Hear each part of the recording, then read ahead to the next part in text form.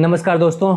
Basically ये video है एक इन्फॉर्मेटिव वीडियो आप इसे कह सकते हैं। आपसे मुझे उम्मीद है कि आपने मेरे पिछले व्लॉग्स देखे जहाँ पे मेरी लेटेस्ट ट्रिप थी Hemkund Sahib, valley of flowers की, बद्रीनाथ की और माना विलेज की। तो वहाँ पर तो मैं चलते हुए वहाँ का एक्सपीरियंस आपको दिखाया था उन व्लॉग्स में, day wise, day 1, day 2, day 3 ऐसे करके मैंने अपने व्लॉग्स डाले थे। वो आप मेरी प्लेलिस्ट से एक्सेस कर सकते हैं या फिर ऊपर आई बटन आइकॉन पे मैं डाल दूंगा उसका लिंक, वहाँ से आप उसे एक्सेस कर सकते हैं। लेकिन फिर मैंने सोचा कि वो जो वीडियोस है ना बहुत लंबे हो जाते हैं, वहाँ से आपको एक्सपीरियंस तो पता चल जाता है, लेकिन जो एक इन्फॉर्मेटिव नॉलेज होती है कि आप कहाँ जा रहे हैं, किस किस जगह जा रहे हैं, आप कैसे जाएंगे और कहाँ रहेंगे, कितने पैसे आपके लगने वाले हैं, कहाँ से आप बुक करें होटल, तो इस सब की जो जानकारी है ना वो उन वीडियो में दे पाना उतना आसान नहीं होता। तो मैंने सोचा कि अभी वो सीजन चल रहा है, क्योंकि आपको पता है कि वैली ऑफ फ्लावर्स और हेमकुंड साहिब ये सब अक्टूबर फर्स्ट वीक में क्लोज हो जाते हैं। इस बार आई थिंक 4 अक्टूबर है जो लास्ट डेट है, तो यही सबसे बेस्ट मौसम होता है और ये टाइम भी बेस्ट होता है, क्योंकि ना अब क्या है ना कि क्लोजिंग टाइम है, लास्ट का ये मंथ है, तो इस टाइम भीड़ भी बहुत कम होगी और वैसे भी उतनी भीड़ वहाँ पे रश नहीं होता क्योंकि बहुत मेहनत वाली ट्रैक्स हैं वो सब। लेकिन जो लोग जाने का प्लान करते हैं वो पहले के दिन ही प्लान कर लेते हैं, तो लास्ट में कोई उसको बचा के रखता नहीं, तो इस समय बिल्कुल खाली होगा शायद,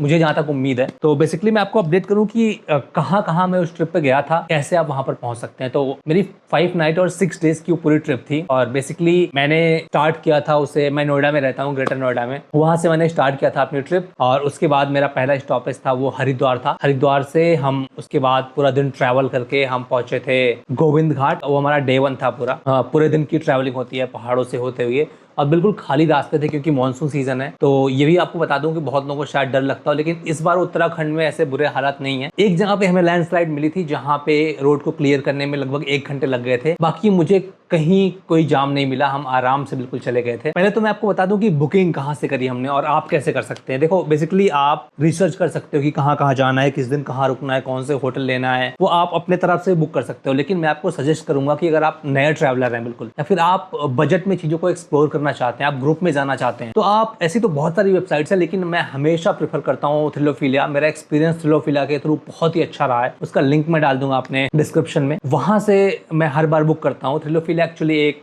वेबसाइट है जो कि अलग अलग थर्ड पार्टीज को कनेक्ट करती है। फॉर एग्जाम्पल हम गए थे हिमालय हाइक के थ्रू और ऐसे इंडिया हाइक्स, ऐसे बहुत सारे कंपनीज है अलग अलग जो कि ट्रैकिंग कराते हैं, ट्रैवल कराते हैं लोगों को, उन सब से कनेक्ट करता है थ्रिलोफिलिया आप सबको। तो बेसिकली आप थ्रिलोफिलिया पे कोई भी ट्रैक जहाँ पे आपको जाना है, घूमने जाना है, वो आप डालेंगे तो आपको इटिनरी दिखा देगा कि कहाँ पे जाना है, कितने दिन और रात और कितने चार्जेस हैं। तो बेसिकली थ्रिलोफिलिया के थ्रू हमें लगभग 9,500 का पर पर्सन पड़ा था। 9,500 में हमारा पिकअप एंड ड्रॉप था हरिद्वार से लेके हरिद्वार तक। नेक्स्ट स्टॉप हरिद्वार के बाद ऋषिकेश भी था, अगर आपको वो सुटेबल पड़ता है तो आप वहां से भी जा सकते हैं। हम हरिद्वार से गए थे और उसमें हमारा 5 दिन पूरा रहने का, खाने का, ब्रेकफास्ट, लंच, डिनर सब कुछ इंक्लूडेड था। हालांकि ट्रैकिंग पे आपको पैक लंच देते हैं क्योंकि वहाँ पे रेस्टोरेंट्स वगैरह नहीं होते, रास्ते में आपको पैक करके लंच ले जाना होता है, बट इतनी हाइट पे ये सब प्रोवाइड करना आसान नहीं होता है। तो आप सोचो ना कि 9,500 में क्या ही मिलता है आजकल। तो आप ट्रैवल करने जाओगे इतना दूर पहाड़ों पे तो आप 8-10 का पेट्रोल फूक दोगे गाड़ी में। तो 9,500 में आपका पिकअप एंड ड्रॉप है और आपका खाना, आपको जो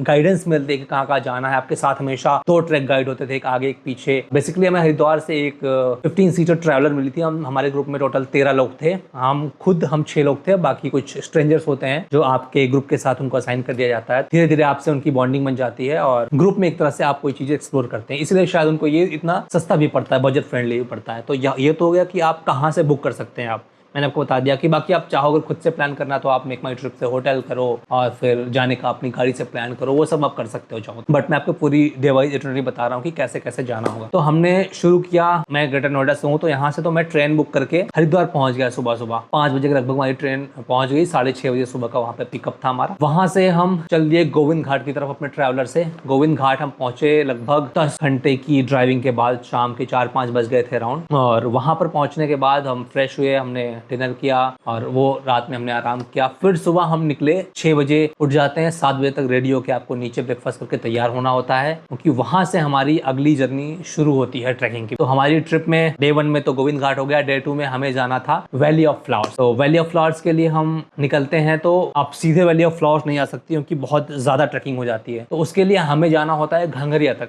तो घंगरिया लगभग 11 से 12 किलोमीटर है गोविंद घाट से। गोविंद घाट से हमें 5 किलोमीटर टैक्सी से जाना होता है, जो हमारा ट्रैक का स्टार्टिंग पॉइंट होता है। वहां तक आपको टैक्सी से ले जाएंगे, वो टैक्सी का चार्ज भी थ्रिलोफिलिया वाले ही पे करते हैं। आपको नहीं देना होता है। फिर वहाँ से हमारी ट्रैकिंग शुरू होती है, लगभग 10 से 11 घंटे की ट्रैकिंग, क्योंकि 12 किलोमीटर पहाड़ों में आसान नहीं होता है। और मैं बिल्कुल आपको नहीं कहूँगा कि आसान ट्रैक थी। आप अगर ऐसी कोई ट्रैक प्लान कर रहे हैं तो पहले से अपने फिटनेस पे काम करें, जॉगिंग रनिंग शुरू करें 1 महीने पहले से, तो शायद आपको बहुत आसानी हो ट्रैकिंग में। क्योंकि आपको मैं बता रहा हूँ 10 किलोमीटर ट्रैकिंग आसान नहीं होती। तो वहाँ पे हम घाघरिया पहुँचते हैं। घाघरिया एक छोटा सा आप एक कह सकते हैं कि मार्केट है ऊपर, और जो कि सिर्फ सीजन में इसी टाइम पे खुलती है, क्योंकि उसके बाद तो बर्फबारी होती है, सब कुछ बंद हो जाता है वहाँ पे। वहाँ पे बहुत लिमिटेड होटल्स हैं, वहाँ पे टेंट्स भी लगे हुए हैं, आप चाहो तो टेंट प्रेफर कर सकते हो। बट बारिश में मैं आपको सजेस्ट करूंगा कि आपको होटल्स मिल जाए तो बेटर है, क्योंकि बारिश में इंसेक्ट्स वगैरह होते हैं, तो टेंट उतना प्रेफर नहीं करता हूँ मैं। तो हम होटल में वहाँ पर रुके, शाम को वहाँ पर डिनर वगैरह करने के बाद अगले दिन हम रेडी हो गए अपने मेन ट्रैक के लिए, जो हमारे इस ट्रिप का मेन अट्रैक्शन था, वैली ऑफ फ्लावर्स। तो वैली ऑफ फ्लावर्स का जर्नी हमने शुरू किया अगेन नेक्स्ट डे सुबह 7 बजे। 5-6 किलोमीटर की ट्रैकिंग है, लेकिन रास्ते नहीं है, बिल्कुल ऐसी रोड नहीं है, ऊपर पत्थर के रास्ते बने हुए हैं जैसे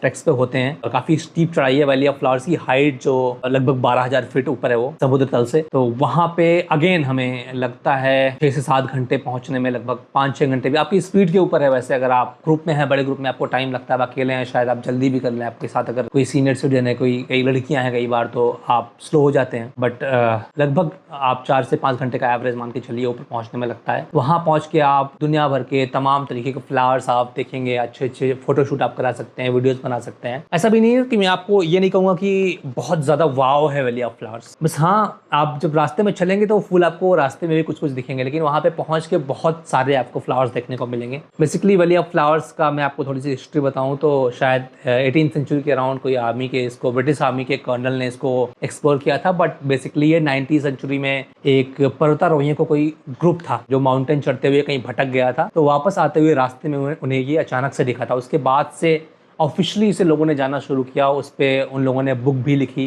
उस एक ग्रुप में एक लेडी थी, वो वापस लौट के यहाँ पर आई वैली ऑफ फ्लावर्स, और कुछ फ्लावर प्लक करते हुए उनकी इस घाटी में डेथ भी हुई है, उनकी कब्र भी यहाँ पर बनी हुई है एक। तो ये वैली ऑफ फ्लावर्स आप कुछ फोटो शूट करा सकते हैं। रास्ते में आपको छोटे छोटे झरने मिलेंगे, आपको नदी पार करना पड़ेगा, वो सब व्यूज बहुत अच्छे हैं। पूरा फॉरेस्ट उसके थ्रू होते हुए वैली ऑफ फ्लावर्स पहुंचते हैं, और शाम को लौटते लौटते अगेन अंधेरा होने वाला होता है, 5-6 बज जाते हैं। हम आराम करते हैं, डिनर करते हैं। नेक्स्ट डे हमारी अगेन ट्रैक शुरू होती है हेमकुंड साहिब के लिए। अब चलिए मैं आपसे इस बीच में वेदर का बात कर लेता हूँ। वेदर ना इस टाइम पे ये मत सोचिए आपकी बहुत ठंड है, एक आप पतली सी जैकेट रखिए, वो आप रख सकते हैं, आपको थोड़ी हवा थोड़े पानी से भी बचाएगा। साथ में आप पोंचो या रेनकोट जरूर रखिए, क्योंकि बीच बीच में बारिश होता रहता है। मैं आपको प्रेफर करूंगा पोंचो, छोटा सा पैकेट में आता है, आप करके अपने बैग में डाल लो, जहाँ पे बारिश हो आप ऊपर डाल लो अपने, और आराम से चलो। तो ऊपर आप पहुंचेंगे जब वैली ऑफ फ्लावर्स में, तो क्योंकि ट्रेकिंग के टाइम ना हमें बहुत गर्मी होती है अंदर से, तो टी शर्ट भी एनफ, कोई ठंड इतनी बर्फ नहीं पड़ रही अभी वहाँ। लेकिन सेकंड डे जब आप वैली ऑफ फ्लावर के बाद हेमकुंड साहिब जाते हो, तो हेमकुंड साहिब में ऊपर ठंड होती है हल्की। रास्ते में तो आपको उतनी नहीं लगेगी क्योंकि आप चल रहे होते हैं, आपको पसीना आ रहा होता है, बट ऊपर वहाँ पे ठीक ठाक ठंड होती है। तो आप एक जैकेट पर वाली कैरी करना, और कुछ नहीं, आप सिंपल लोअर में जीन्स में जा सकते हो। एक जैकेट आप ठीक ठाक ठंड के लिए कैरी कर लेना ऊपर हेमकुंड साहिब में valley of flowers. Hemkund Sahib के रास्ते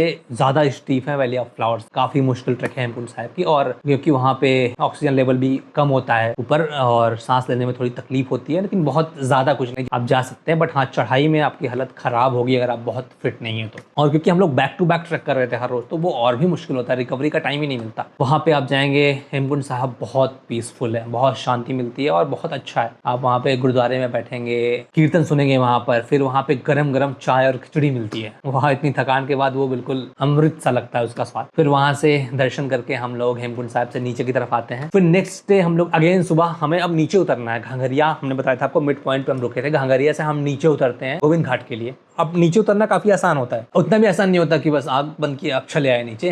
हाँ, लेकिन चढ़ने के कंपैरिजन में उतरना आसान होता है। आप उसका अंदाजा इस बात से भी लगा सकते हैं कि चढ़ने में हमें ऊपर 10 घंटे लगे थे गोविंद घाट से घाघरिया, लेकिन उतरने में लगभग 5 घंटे लगते हैं। अब 5 घंटे में हम लोग नीचे पहुंच गए। रास्ते में आपको एक ढाबे भी मिलते हैं, जहाँ पे आप ढाबे, आपको खाने की दिक्कत नहीं होगी, आपको रास्ते में बहुत सारे खाने पीने की चीजें मिलती रहती है। लेकिन आई वुड सजेस्ट कि आप अपने साथ ड्राई फ्रूट रखें, योगा बार रखें अपने साथ, एनर्जी चॉकलेट्स आती हैं वो रखें, ग्लूकोन डी आप रख लें साथ, ये सब आप रखें तो रास्ते में जिससे आपको डेट्स रख सकते हैं, आपको एनर्जी मिलती रहेगी उससे। ट्रैकिंग में सब काम आने वाला है आपके। आप एक छोटा बैग अपने साथ लेके जाएं जिसको आप कैरी करते हुए चढ़ाई कर सकें। और बाकी लगेज के लिए वहाँ पे पोर्टर मिलता है, पिट्ठू पे लोग आपके लगेज वो 500 रुपए पर बैग लेते हैं आपको ऊपर गोविंद घाट से घाघरिया तक ऊपर चढ़ाने के लिए। तो वो हो गया आपका सॉर्टेड। आप नीचे उतर जाएंगे। आप क्या हुआ कि हमारे प्लान में बद्रीनाथ और माना विलेज नहीं था, नहीं, क्योंकि हम लोग जल्दी आ गए, 12-1 बजे तक पहुंच गए हम लोग गोविंद घाट। हमारा रिटर्न जो है हरिद्वार के लिए वो नेक्स्ट डे था।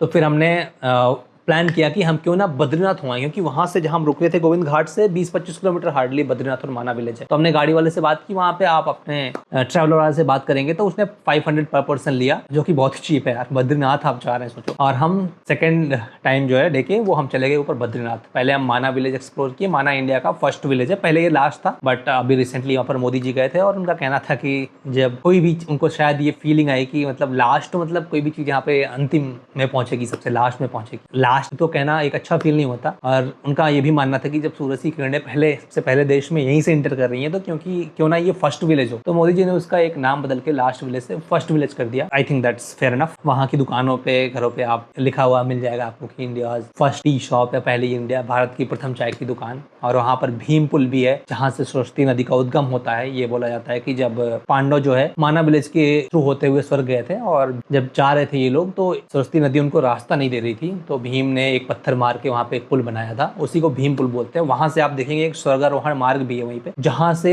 5 दिनों के ऊपर ट्रैक है जाने के लिए। अच्छी खासी लोग बोलते हैं कि पांडव उसी रास्ते से स्वर्ग गए थे, ऐसा माना जाता है। वहीं पे व्यास गुफा भी है, गणेश गुफा भी है, जहाँ पे बोला जाता है कि चारों वेद गणेश जी ने लिपिबद्ध किए। वेद व्यास ने वहाँ पे वेदों को विभाजित किया। ऐसी गुफाएं वहाँ पर हैं। बहुत ही खूबसूरत है माना विलेज। वहाँ पर उनके बनाए हुए ऊनी कपड़े और टोपियां वगैरह मिलती है, वहाँ से आप शॉपिंग कर सकते हैं। देन उसके बाद हम लोग वापस बद्रीनाथ है माना विलेज से, दोनों पास पास ही हैं। और लकीली यार बद्रीनाथ आपको पता है कि 4 धामों में से एक धाम है। धाम के दर्शन के लिए लंबी लंबी लाइनें लगती हैं, लोग तैयारियां करते हैं, लेकिन आप सोचिए कि शायद भगवान की इच्छा थी कि हम लोग वहाँ पर आए। हम लोग वहाँ पर गए और बिल्कुल खाली, वहाँ पे कुंड भी है। हम लोग वहाँ पे स्नान नहीं किए क्योंकि बहुत लेट हो गया था, लेकिन आप कर सकते हैं अगर आपके पास समय है तो। गर्म पानी आता है कुंड में, वहाँ पे ठंड होती है लेकिन कुंड में गर्म पानी।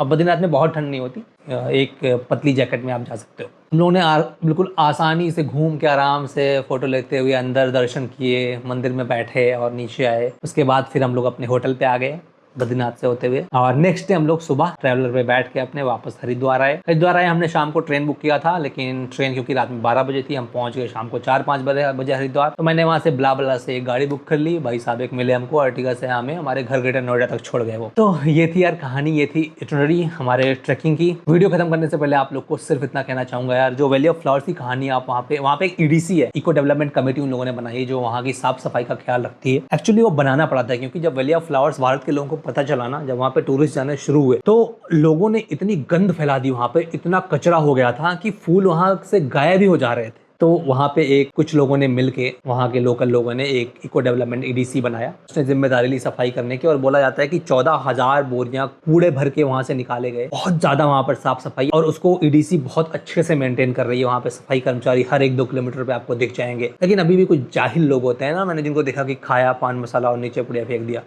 चिप्स खाया नीचे फेंक दिया। कुछ आप देखेंगे ध्यान से, आपको झाड़ी में कुछ पैकेट आपको दिख जाएंगे। इन मूर्खों को लगता है ना कि जब आपने चिप्स पैकेट खोल के नीचे फेंका तो पहाड़ ना उसको खा गया। चिप्स उन्होंने खाया, पैकेट पहाड़ खा गया, नदी खा गई। तो यार आप लोग जाइए, एंजॉय करिए नेचर, साफ सफाई का ख्याल रखिए, और कोशिश करिए कि ऐसे ग्रुप में जाइए, ट्रैवलर से जाइए। क्योंकि अब ट्रैवलर से क्या हो ना कि 15 लोग एक साथ गए, अब 15 लोग अलग अलग गाड़ियों से आते तो 7-8 गाड़ियों से आते, उतना पोल्यूशन ज्यादा होता। तो कोशिश करिए कि जितना आप पब्लिक ट्रांसपोर्ट या ग्रुप में जा सकते हैं उतना बेटर है। और नेक्स्ट ट्रिप, हम अपनी नेक्स्ट ट्रिप जो प्लान कर रहे हैं वो केदारकंडा की कर रहे हैं। शायद वो बोलते हैं कि जैन में बेस्ट होता है वहाँ पे, क्योंकि ऊपर से भी बर्फ गिरती है, नीचे भी बर्फ होती है, स्लाइडिंग वगैरह होता है, तो अच्छा होता है। आप मुझे सजेस्ट कर सकते हो क्या कि कहाँ मुझे जाना चाहिए अगली ट्रैक। इस तरह की अच्छी ट्रैक्स और करना चाहता हूँ, आप मेरे को सजेस्ट करो कमेंट बॉक्स में कि कहाँ जा सकता हूँ। अगर आपको मेरा वीडियो अच्छा लगा हो, इन्फॉर्मेटिव लगा हो, तो चैनल को हमारे सब्सक्राइब कर लीजिए। मैं घूमता रहता हूँ, फ्यूचर में आपको ऐसी इन्फॉर्मेटिव नॉलेज में देता रहूँगा। Thank you so much guys.